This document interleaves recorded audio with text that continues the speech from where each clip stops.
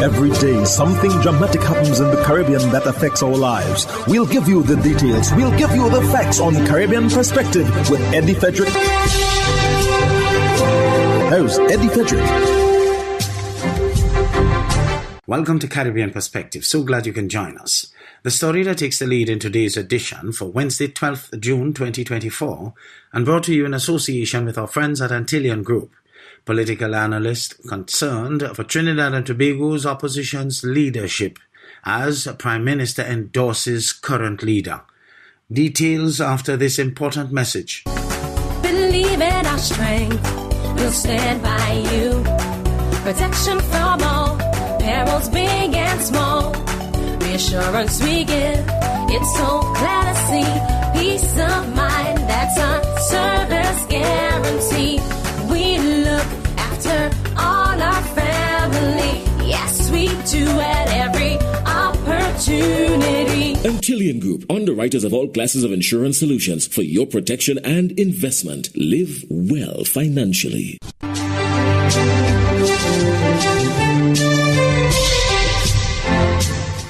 Welcome back. Political analyst believes Prime Minister Dr. Keith Rowley's apparent endorsement of Kamla Persad-Bissessar as leader of the UNC is strategic.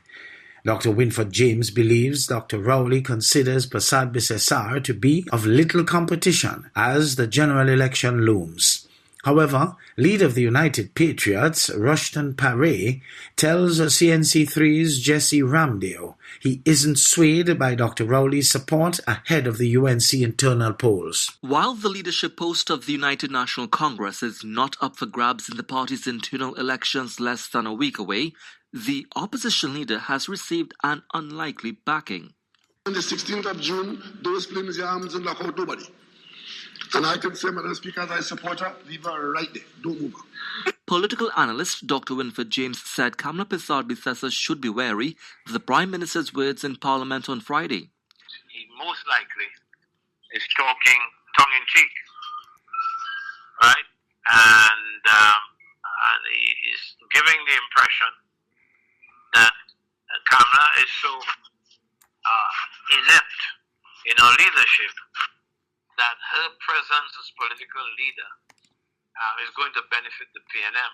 Speaking to CNC3 News today, Dr. James explained the political undertones in the Prime Minister's comments speak to the concerns that have surfaced about Persad-Bissessar's ability to steer the party to victory at the polls. His thumbs up for her coming ahead of citizens being called upon to stain their index finger. If he is serious, then what he's asking us to believe is that Kamla is good for him. If Kamla is good for him, then she cannot be good for the UNC. Recently, at a cottage meeting, head of the United Patriots slate, Rushton Paré, expressed his frustration at losing elections under Persad-Bissessar. Paré, who is contesting a deputy political leader post, told CNC3 News he's not affected by Dr. Rowley's support for Persad-Bissessar's continued leadership. Parliamentary peacock is expected. The TNM continues to be our political enemy. So I get no joy at any time Dr. Rowley says anything against any of my colleagues in the Parliament. Paré also said the journey to the party's internal election has been smooth so far and is predicting victory come June 15th. Jesse Ramdale, CNC3 News. Crime Prevention Minister in St. Lucia, Jeremiah Norbert, said the recent gun-related homicides and the recovery of illegal firearms suggest a heavy influx of guns across the borders. Gina Filippi of HTS News Force reports. The fight to get illegal firearms off the streets continues unabated, with the island's vulnerable ports posing a heightened security threat. Over the weekend, 4 individuals lost their lives to gun violence. However, the government also recorded gains by confiscating a number of illicit arms. Minister responsible for crime prevention, Jeremiah Norbert, disclosed the serious problem, the availability of illegal guns from overseas markets. And if we have 4 young people who died and they died because of gun-related violence, and then you have in that same weekend the police record successes of recovering 5 firearms, then I mean it's really a time for us to pause and stop and maybe reimagine, rethink how we do some of the things, especially our entry points, our ports of entries, because I can tell you these firearms are not being manufactured in St. Lucia. They're not homemade guns as we used to here a long time ago. These firearms are being brought here from overseas, and we will be giving serious consideration as it relates to our ports of entries, and reconsidering and looking at how we do business there, because we cannot continue along these lines. We cannot continue if I am just coming to St. Lucia, So we will be giving some serious consideration to that particular part of crime fighting.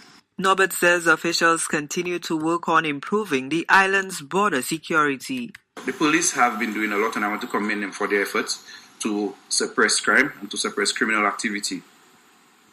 All the homicides that were recorded over the weekend were gun-related. The police also recovered 4 or 5 firearms over the course of the weekend. They also recovered 4 or 5 firearms. And what that speaks to is the heavy influx of firearms into our borders. And we really have to reconsider our modus operandi. I understand that we may have, our borders may be a bit porous, and we're working to try to tighten it and to try to strengthen what currently exists at our port of entries. The Minister for Crime Prevention says the National Crime Prevention Strategy remains under development as the government seeks a consultant to assist with the process. I have started the engagement with stakeholders. I've met commerce, I've met civil society, I've met the chamber, other individuals who have an interest. I've met some NGOs, and we started a discussion. I've also engaged 2 or 3 individuals who can serve in the capacity of consultant, and we've not chosen a consultant, but we're in the process of trying to identify a proper consultant to put together a national crime prevention strategy. So that, as I said, will take some time. Ports Minister Kenson Kazame emphasized that preventing crime is a shared responsibility. St. Lucia has had a very good record when it comes to actual global events, especially sporting events, and safety and security. I don't know if anybody in the media can recall any point where we've hosted a CPL game, a Black Hat game, an international cricket game, and we've had incidents of crime at Darren Samuel within the community or the constituency. As a matter of fact, I think sports is the answer to ensure that people are better engaged. Young people are given a platform to, apply their skills, and that's why we've had a semi-professional league.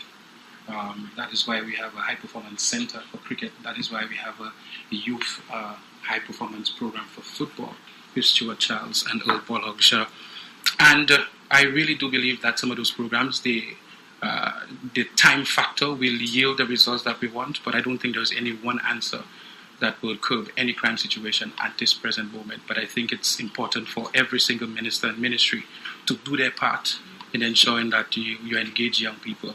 The government continues to equip the police force with additional tools to carry out their duties, optimistic that the increased resources may help lead to a reduction in violent crime. Last week, the Philip JP administration provided the Royal St. Lucia Police Force with ATVs, jet skis, and cars in a bid to boost security and bring the crime situation under control. Gina Filippi, HTS News Force.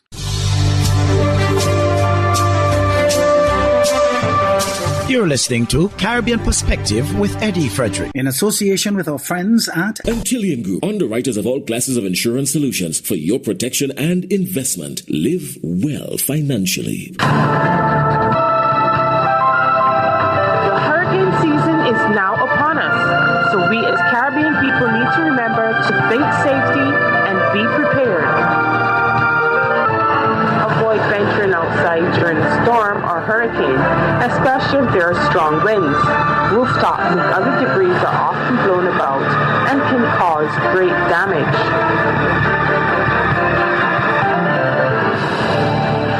Jamaica's opposition leader threatens to sue Deputy House Speaker for defamation. Ramon Gordon of CVM News has more. Deputy Speaker of the House of Representatives, Heroy Clark, is now facing the threat of legal action. That, as opposition leader Mark Golding vows to take him to court over allegations of defamation. In a letter dated June 7, attorneys representing the opposition leader wrote to Clark regarding comments made in a WhatsApp group. Efforts to reach Clark for comment proved futile up to news time. Clark has been given until 4 p.m. on Monday, June 10, 2024, to comply with several demands. Among them is a written confirmation to refrain from making future defamatory statements.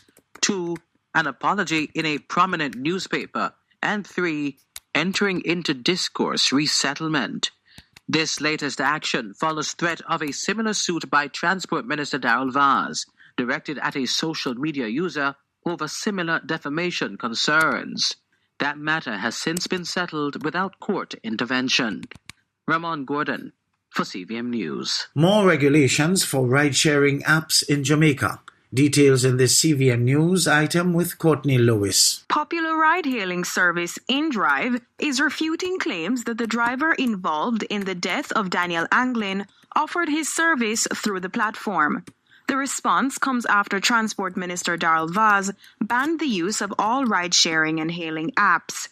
In a letter to the Minister of Transport released on June 6, the company says, "As of now, we have confirmed that the driver was not offering his services through our platform, and Miss Anglin used InDrive for the last time several days before her unfortunate disappearance."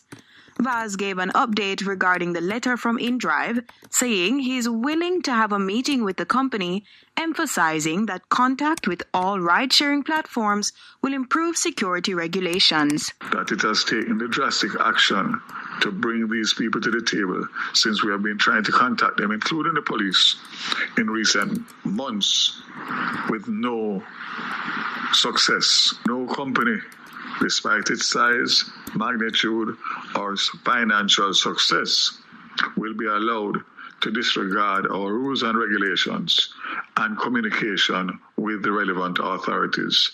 I'm happy that this has happened, but I'm very sorry that it had to take the action that I was forced to take in order to bring InDrive to the table. On Friday, Vaz explained that it may not be long before the ban is lifted for Jamaican-based ride-sharing applications due to ongoing conversations with local ride-hailing companies. Operators are expected to meet all security standards outlined by the Transport Authority and information on drivers submitted for review. Meanwhile, international ride-hailers are expected to meet stringent regulations. They will be required to register a business in Jamaica and have representatives in Jamaica to engage the Transport Authority and other local authorities. The international ride-hailing operators should engage the Transport Authority to facilitate the vetting of vehicles and operators for fit and proper purposes. He maintains that he understands the importance of the ride-sharing platforms, but the safety and security of the nation's citizens remains paramount. Courtney Lewis for CVM News.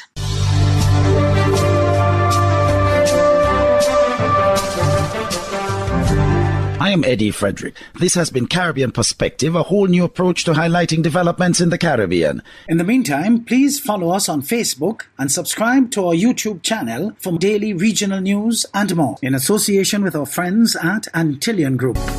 Believe in our strength, we'll stand by you. Protection from all perils, big and small. Reassurance we give, it's so clear to see. Peace of mind, that's our service guarantee. We look after all our family. Yes, we do at every opportunity. Antillian Group, underwriters of all classes of insurance solutions for your protection and investment. Live well financially.